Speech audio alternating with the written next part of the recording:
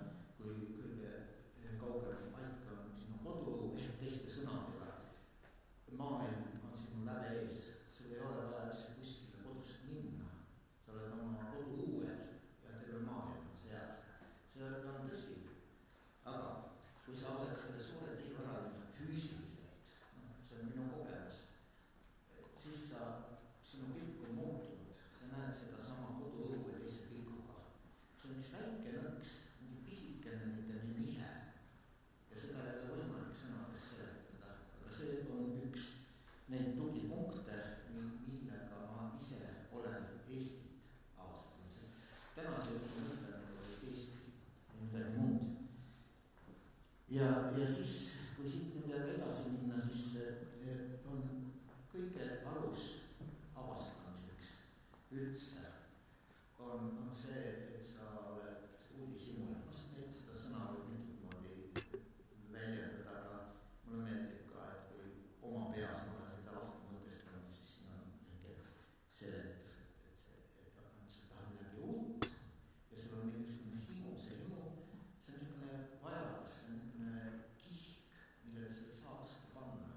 Ja kui sul see on olemas, siis sa avastad igalt poolt asju ja kui sa seda mujalt ei õpi, siis need on minu lapselapsed tulid mulle külla kevadel, kui ma kasekohta lasin ja selle kasepuu juures nad hakkasid uurima seda kasetohtu, miks mingisugune mõttetu tüki sellest kasekohast ja uurisid seda niivõrd nakatavalt. Et see on üks võti, mis on minu jaoks olnud nagu oluline, kuidas avastada Eestit. Ja teine on muidugi see, et tänapäeva elu ja inimesed, meie koduõu jääb alati avatuks kõigile, kas me tahame või ei taha. Ja siia tuleb aina rohkem inimesi ja mina olen nende inimeste kaudu avastanud Eesti uuesti.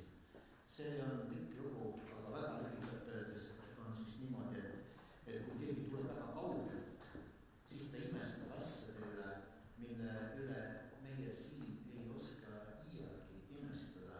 Ja nad on niivõrd siiralt imestunud, et siis hakkad sina imestama, et mis sina seal imestad ja selle kaudu sa hakkad Eesti üle imestama. Nüüd tuleb niisugune pildirida nendest paikadest, mida ma sellisel moel lapseliku uudishimu ja külaliste uudishimu ajal olen endale selgeks teinud. Ja need mehed siin on siis torudega ja mida nad siin torudest vaatavad, midagi sellist. See on nüüd üks imelik asi, et meie läänerannik on õnnistatud lindude ristteega. See ei ole mitte ainult üks liik, siin on üks tee, vaid siin ristuvad mitmed teed. Põhjendused on äärmiselt põnevad, on nendest kui aeg rääkida, aga kuidagi see nii on. Ja kui lihtsalt mõelda, et miks see nii on, siis mõelge nüüd ennast valgepesklableks. Miks valgepesklabled? Need on valgepesklabled. Need on vapusta, kes veel ei tea, kui sa sinna lähed. Need kohe pärast. Ma olen käinud maailma kuulsamates linnupaikades ja need ei ole millegi poolest paremad kui seesama siin. Ja valgepesklable, mis ta siia siis tükib? Põhjendame ära. Vaatame, kuidas tema oma rännet korraldab oma instinktide ajal. Tal on vaja seda, et kui ta see kusagil talvitumine on tal seal kusagil Prantsusmaa ja Inglismaa vahel ja Hollandi kandis ja suvitamine, pesa tegemine on seal Valgemere kandis. Kui ta edasi-tagasi liigub, ta on veelind, tal peab olema ühel käel vesi, teisel pool maa. Ja kui ta niimoodi mõtleb ja liigub, siis ta satub lihtsalt paratamatult meie randadele ja ta soomlaste suureks meelehärmiks meie põhjaranniku lähedal ei lähe otse üle Soome, mis oleks nagu loogiline, aga tal peab vesi olema nagu ühel käel, Soome laht, ja siis ta teeb järsku pöörde ja pöörab paremale ja jätab soomlased vahele. Ja soomlased on siis väga kadedad ja tulevad siis siia vaatama seda asja. Ja see Eesti läänerannik, Matsalu, ma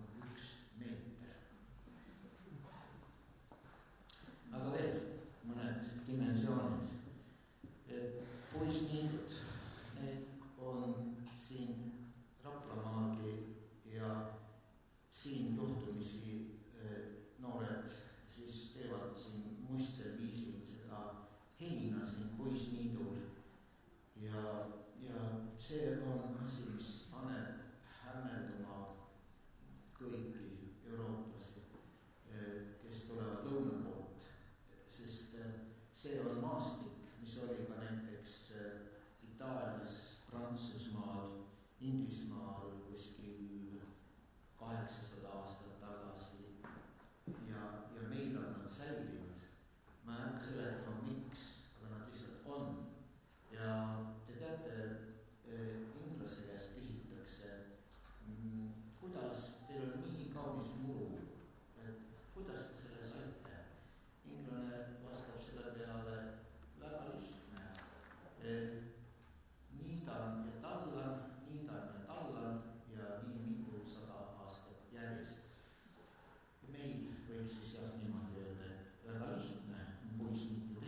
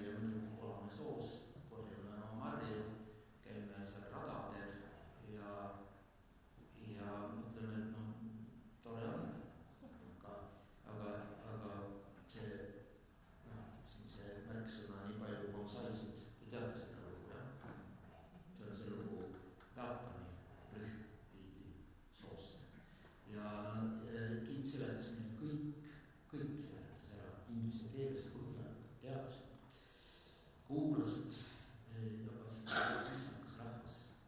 Ja siis, kui kõik oli ära kuulatud, siis ta küsis, kas küsimusi on ja siis teadlased ka olid natuke aega vait, aga siis üks ikkagi nagu kumardas ja küsis, et jah, me saime kõigest aru, aga üks küsimus on, kuidas te siia rabasse nii palju bonsaisid saate teha? Need on asjad, mis on meile nagu selle üle on paras mõelda oma pealt. Ja seesama jälle tõstke käed, kes ei ole maitsnud rabamurakat. Ei ole mõtet, eks ole. Ja ma mäletan Norras kuskil tundus, oli üks mees. Ma olin nagu kahe pojaga, inimesi ei olnud ja kaugelt oli üks mees, tal oli väike laps kukil, naine oli ka kaasas. Tuli väga rõõmus, ütleme inimest, nad tuli mulle lähemale ja sellel mehel oli siis sõbrade vahel seesama Mari ja ta küsis minu käest, et kas see Mari kõlbab süüa. Ja ma ütlesin, et küll oli järgselt väga hea, tohutu suure kahtluse, pistis selle oma põske, ta oli keskealine, ta sai esimest korda endale suur rabamuraka maitse. Ja uskuge mind, Euroopa, kui me teeksime küsitluse Euroopa inimeste hulgas, siis see ongi eurooplase vastus, ta ei tea rabamuraka maitset. Ja mitte nemad ei ole imelikud, vaid meie oleme imelikud, sest meid on palju vähem. Et see on midagi, mis ütleb. Ja nüüd ma tahan midagi rääkida nõuks asju, mis käivad juba täitsa üle pea. Et võib-olla ma ei suudagi seda ära seletada, aga ma püüan vihjata millelegi. Et need on need veel olulisemad asjad, mis Eesti looduses on ja mis on väga tähtsad. Ja loomulikult üks nendest on see, kuidas meil kogu aeg aasta jooksul midagi muutub. Ja ma olen hullult palju käinud maades, mis on vist soojemad ja nendes kõigis on väga tüüpiline. Kui me teeksime jälle sellise üldistuse maakeral, siis ütleme 7 miljardist inimesest enamik teavad, et minu kodus ei ole 4 aastat, minu kodus on 2 aastat.